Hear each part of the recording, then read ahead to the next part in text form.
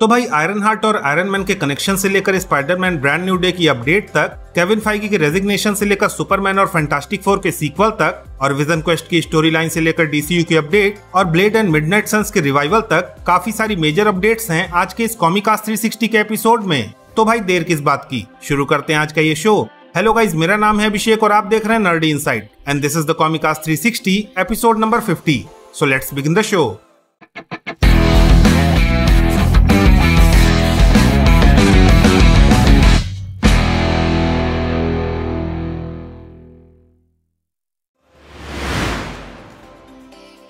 अब भाई जिस तरह से हर दूसरे दिन स्पाइडरमैन ब्रांड न्यू डे के रिगार्डिंग एक के बाद एक नए नए विलेंस की इंक्लूजन की रिपोर्ट्स बाहर आ रही हैं, उसे देखते हुए रिसेंटली कुछ इनसाइडर्स ने ये रिपोर्ट किया कि मार्वल स्टूडियोज इस फिल्म में हमें एमसीयू के सिनिस्टर 6 के एक मिलते जुलते वर्जन से इंट्रोड्यूस कराएगा। हालांकि भाई अभी तक जितने विलेंस का नाम हमें सुनने को मिल चुका है उसको देखते हुए ये लगता है कि इस फिल्म में हमें सिनिस्टर 6 नहीं बल्कि सिनिस्टर 10 देखने को मिलेंगे। लेकिन भाई इस वीक आ रही लीक्स के थ्रू इन विलेंस की लिस्ट में 2 और नामों की पॉसिबिलिटी ऐड हो गई है, जहां द कॉस्मिक सर्कस नाम की वेबसाइट ने ये रिपोर्ट किया कि इस फिल्म में हमें वही सिल्वर समुराई और वाइपर मेन विलन के रूप में देखने को मिलेंगे जिन्हें हमने 2013 की द वुल्वरीन मूवी में देखा था।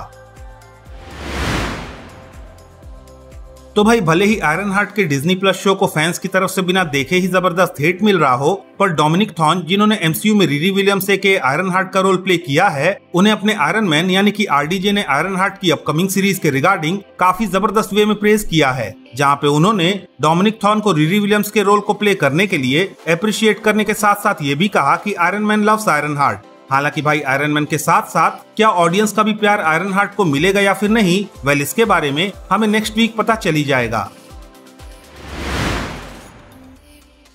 अब भाई थंडरबोल्ट्स के थिएट्रिकल रन का एंड होने के साथ ही थंडरबोल्ट्स $379 मिलियन का कलेक्शन करके मार्वल की अब तक की सबसे कम अर्निंग करने वाली मूवी बन गई है। हालांकि भाई मार्वल के लिए बुरी न्यूज यहीं पे एंड नहीं हुई, क्योंकि थंडरबोल्ट्स के साथ एंड होने वाला मार्वल का फेज 5 भी मार्वल स्टूडियोज के लिए अब तक की लोवेस्ट अर्निंग करने वाला फेज बन गया है। और भाई जैसे ये सब कम था तो कुछ रूमर्स के अकॉर्डिंग केविन फाइगी भी एवेंजर्स सीक्रेट वॉर्स के बाद अपनी पोजीशन से स्टेप डाउन करने का मन बना रहे हैं। और भाई इन माय ओपिनियन अगर एवेंजर्स डूम्सडे और सीक्रेट वॉर्स ने मार्वल के लिए इन्फिनिटी वॉर और एंड गेम जैसा मैजिक क्रिएट नहीं किया तो मार्वल को वैसे ही दिनों का सामना करना पड़ सकता है जैसा हमने ऑलरेडी इन पास्ट डीसी के साथ देखा हुआ है।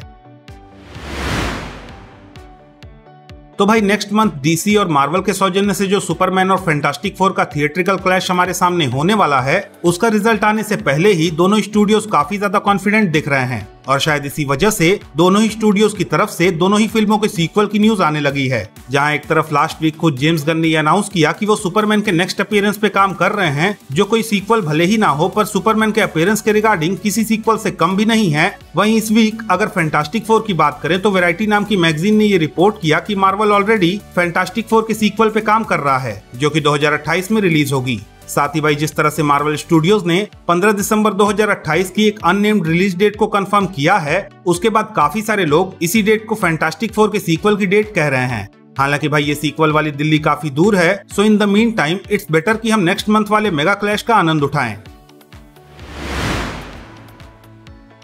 अब भाई अगर विजन क्वेस्ट सीरीज की बात करें तो इस वीक इस सीरीज के प्लॉट के रिगार्डिंग कुछ इंटरेस्टिंग रूमर्स हमें सुनने को मिल रही हैं, जहां रिपोर्ट्स के अकॉर्डिंग सीरीज में हमें व्हाइट विजन मैद्रीपुर में जाकर अपनी मेमोरीज को रीगेन करने का तरीका खोजने की कोशिश करता हुआ दिखेगा और इसी प्रोसेस में उसका सामना होगा अल्ट्रॉन से, जो कि इस सीरीज में मेजरली हमें उसके ह्यूमन फॉर्म में ही देखने को मिलेगा। इनफैक्ट बाय रिपोर्ट्स के अकॉर्डिंग सीरीज में हमें कई सारे एआई कैरेक्टर्स उनके ह्यूमन फॉर्म में ही देखने को मिलेंगे, जो कि इन माय ओपिनियन काफी ज्यादा इंटरेस्टिंग होने वाला है।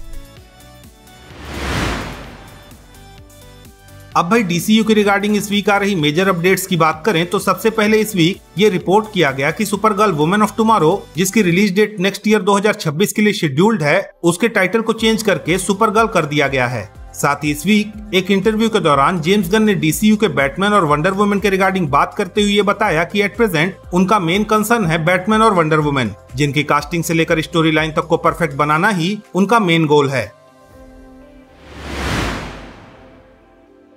तो भाई जिस मिडनाइट सन्स की मूवी को मार्वल स्टूडियोज की करंट सिचुएशन को ध्यान में रखते हुए मार्वल वालों ने होल्ड पे डाला था, उसके रिगार्डिंग इस वीक डेनियल आरपी के नाम के इंडस्ट्री इनसाइडर ने ये रिपोर्ट किया कि मिडनाइट सन्स की फेज 7 की रिलीज डेट को ध्यान में रखते हुए मार्वल स्टूडियोज ने इस प्रोजेक्ट को फिर से रिवाइव कर दिया है। इनफैक्ट केवल मिडनाइट सन्स ही नहीं बल्कि वैरायटी मैगजीन ने यह भी रिपोर्ट किया कि ब्लेड मूवी की 2028 की रिलीज डेट को ध्यान में रखते हुए ब्लेड की मूवी को भी वापस से डेवलपमेंट फेज में डाल दिया गया है। हालांकि भाई अगेन, जब तक ये फिल्म बन न जाए तब तक किसी भी रिपोर्ट पे भरोसा करना अपने इमोशंस के साथ खेलने जैसा है। तो भाई दैट्स इट, ये थी इस वीक की कॉमिक बुक मूवीज से रिलेटेड कुछ मेजर न्यूज एंड अपडेट्स। अगर आपको ये अपडेट्स पसंद आई तो प्लीज इस वीडियो को लाइक कीजिए, शेयर कीजिए और हाँ, अगर आपके कुछ सजेशंस हैं तो please don't forget to comment और जाते जाते प्लीज इस चैनल को सब्सक्राइब करना भी ना भूलें। तो मिलता हूँ मैं आपसे अगली वीडियो में, तब तक के लिए have fun and enjoy the day.